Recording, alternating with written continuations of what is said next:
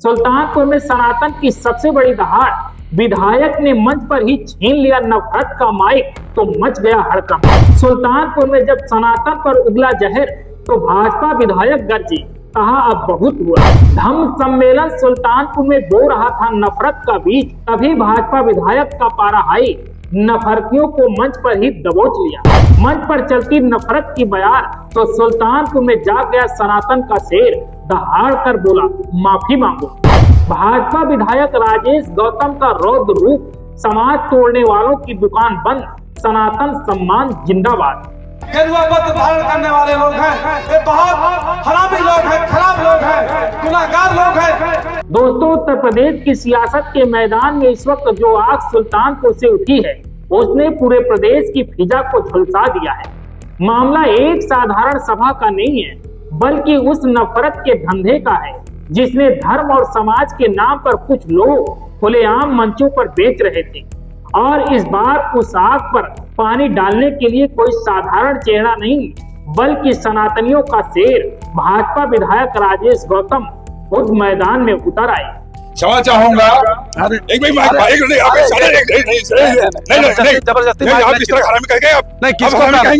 दरअसल 2 दिन पहले सुल्तानपुर के कादीपुर विधानसभा क्षेत्र में विजयदशमी के मौके पर एक तथाकथित बौद्ध सम्मेलन आयोजित किया गया था। मंच सजा था, लाइटें जल रही थी, माइक थमाया गया और फिर शुरू हुई समाज में जहर घोलने वाली बातों की बारिश। वक्ता मंच से सनातन धर्म को लेकर ऐसे शब्द उछाल रहे थे जिस पर कोई भी धर्मवीर इंसान सन्न रह जाए। और तभी उस भीड़ में बैठे भाजपा विधायक राजेश गौतम का खून खौल उठा।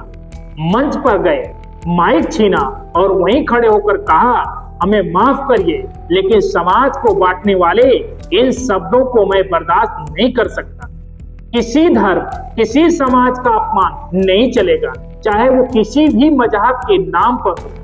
यह आवाज गूंजी तो पूरा पंडाल सन्न हो गया और उसके बाद यह वीडियो सोशल मीडिया पर तूफान बन गया।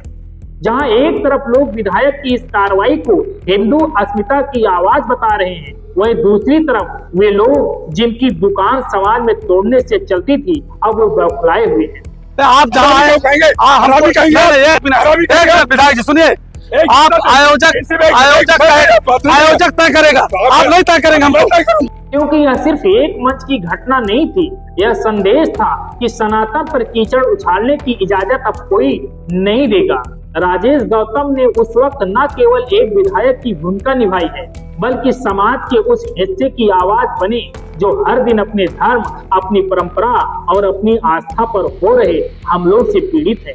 यह वही सुल्तानपुर है जहां इस वक्त दुर्गा पूजा महोत्सव का रंग छाया हुआ है। चारों ओर माता के जयकारे गूंज रहे हैं और इसी बीच कुछ तत्व ऐसे माहौल में जहर घोलने की कोशिश कर रहे थे जो हिंदुओं की आस्था पर सीधा हमला था। लेकिन विधायक की दहाड़ ने जैसे कहा बस अब बहुत हो गया, उन्होंने आयोजकों को साफ अल्टीमेटम दे दिया कि अगर किसी समाज के खिलाफ जहर उगला गया तो कानून भी चलेगा और समाज भी जवाब देगा।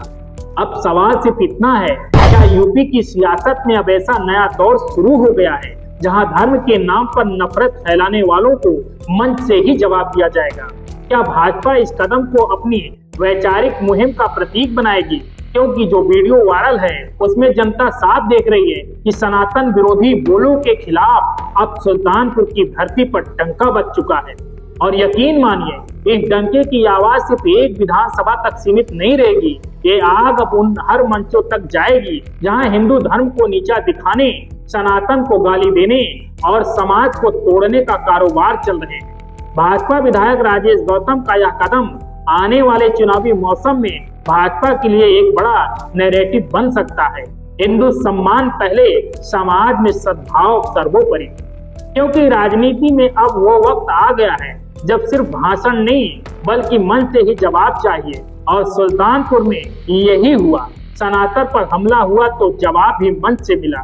यही यूपी है, यही हिंदुस्तान है जहां जब आस्था पर वार हुआ है वहां वहीं से प्रतिकार की आवाज गूंजी है। और इस बार ये आवाज थी भाजपा विधायक राजेश गौतम की। इन्होंने मंच पर ही साबित कर दिया कि धर्म के नाम पर जहर बेचने वालों की दुकान अब नहीं चलने वाली है। Bureau report DK Tripathi, Saam TV digital, Uttar Pradesh. Subscribe करें साम टीवी, क्योंकि हम आ गए हैं अब आपके बीच, दिखाएंगे सत्ता के वादों और अपराधियों के एक एक कारनामे की हकीकत। और हाँ, अगर आपके पास भी हो कोई ऐसी खबर तो कमेंट करके हमें बताएं, क्योंकि बिना डर और दबाव के हम दिखाते हैं हर एक खबर डंके की चोट पर।